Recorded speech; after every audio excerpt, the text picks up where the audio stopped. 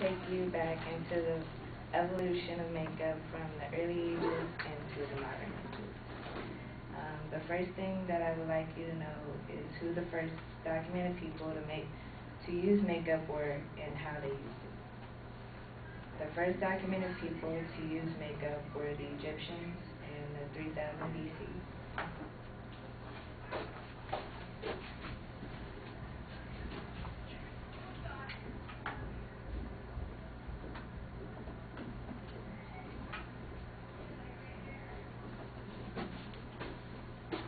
Which they used to change their appearance and for tomb painting.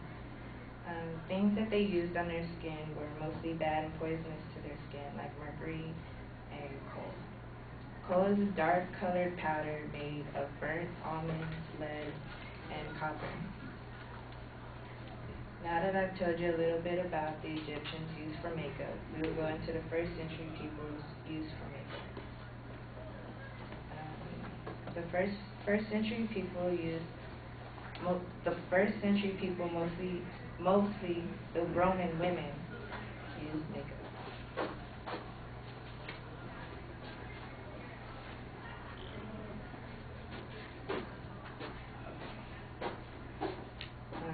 They mostly wore white lead and chalk on their faces, leading into the pale look of the century. The pale look became a sign of wealth and accomplishment in their society.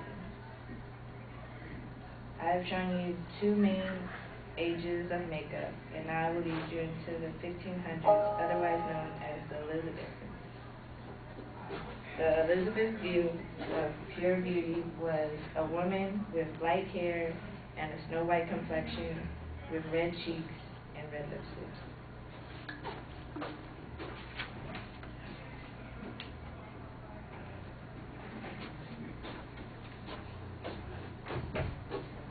A pale complexion could only be achieved by women of the upper class. Makeup was used to hide age, and the most used application for that was cerise. It's a mixture of white lead and vinegar, which was also poisonous for the skin. You have now seen the first documented people, the first century people, and the 1500s people way of makeup. I will now tell you of the 1700s and how they strived to keep the look the same. In the 1700s, American people strived to keep the pale look fashionable to show wealth. Sir Henry Beaumont of Dialogue on Beauty described the basic look of beautiful face. He described it as the forehead should be white, smooth and open. The skin in general should be white, properly, with red and apparent softness and a look of thrive, health in it. The cheek should not be wide, should have a degree of plumpness with the red and white finely blended together. The eyebrows well divided, rather full than thin, semicircular in the middle than at the ends. The mouth should be small and the lips not of equal thickness. This is the look portrayed in the 1700s that indicated richness and beauty.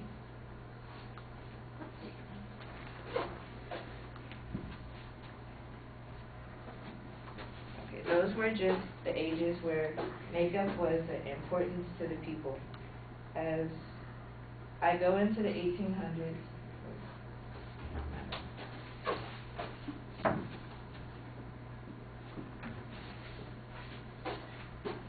you will hear of how the 1800 people had an opposite idea about makeup.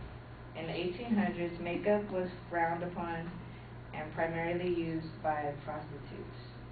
Queen Victoria declared publicly that makeup was an improper, vulgar, and acceptable only for use by actors. Adolf Hitler told women that face painting was for clowns and not for the women of the master race. In conclusion, today I've talked about 5 main ages in history and which has changed the idea of makeup. And it goes to show that makeup has came a long way.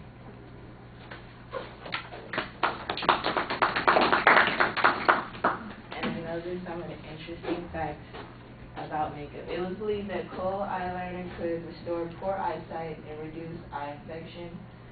Over the centuries, women used burnt matches to darken their eyes and berries to stain their lips. Young boys urine to fade their freckles, and they even swallowed ox blood in some misguided attempts to improve their complexion. Sometimes the cream used to complete women's pale complexion would involve them not to smile or laugh, or else it would make their new skin crack. And this picture down here is the 18th century makeup compacts, and up in the right-hand corner is the Egyptians' makeup, like it was their makeup holder, and then the sides were their perfume containers.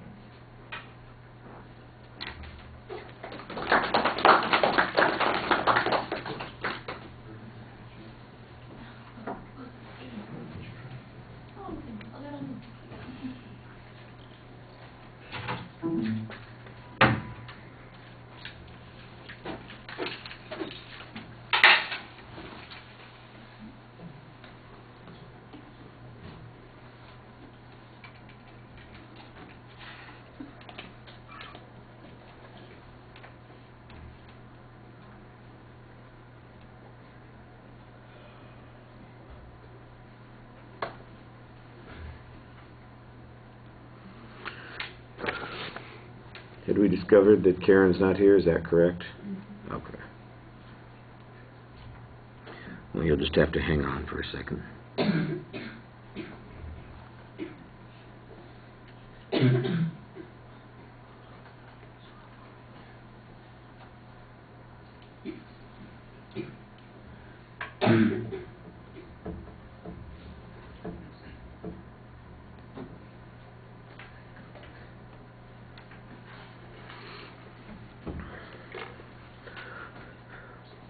All right, you have a couple of the mechanical things very solid. You've got a clear statement of what your thesis is and what the main purpose of the speech is. It's organized chronologically, so it's pretty easy to follow. You divide it into particular time periods that you're going to be talking about. You use a visual in each of those time periods. It gives us a visual reference to the change in the subject matter. And I thought that the visuals were actually very good at illustrating the image that you were talking about at the time. Although you just kind of showed them, you're talking in the background. You're not emphasizing anything in the pictures, so I think that you may be able to integrate your descriptions a little bit more with some of the things that are up on the screen. The audience can do that too, but I think you ought to work a little bit harder at that as well. Now, some of the problems. There is no attention device. You basically start with the thesis statement, and so there's not really much that generates interest in this subject from the beginning except the subject matter. And you need to do a little bit more to make it intriguing. Tell us a story. Pull us into it. Otherwise, it's like listening to an encyclopedia article being written, and as much as I might enjoy reading an encyclopedia article, I don't want to listen to one for 8 minutes. So you need to do more to make it interesting. There's only one place where I got a quote that I could identify as a piece of supporting material. That's when you're talking about things going on in the 1700s. Everybody thought the speech was done at one point, and then you came back and said, oh, and here's something else. And the truth is, that was the one criticism about the visuals that I had. That was material that I think needed to be integrated into the speech in the earlier sections. You had two images there on that last one that really applied to two of the sections that you were talking about. Probably would have fit better putting them there than having this kind of postscript section on the speech. You need to get a little more enthusiastic about your presentation. You ought to be enjoying talking about the subject, and we want to enjoy watching you and listening to you talk about the subject. And it just seems so much like you were reading this, going through the motions. The technical stuff is okay, but it's not helping the audience relate to the subject, and that's where your personality needs to be included in the presentation, and you're not getting that in there right now. All right, thank you.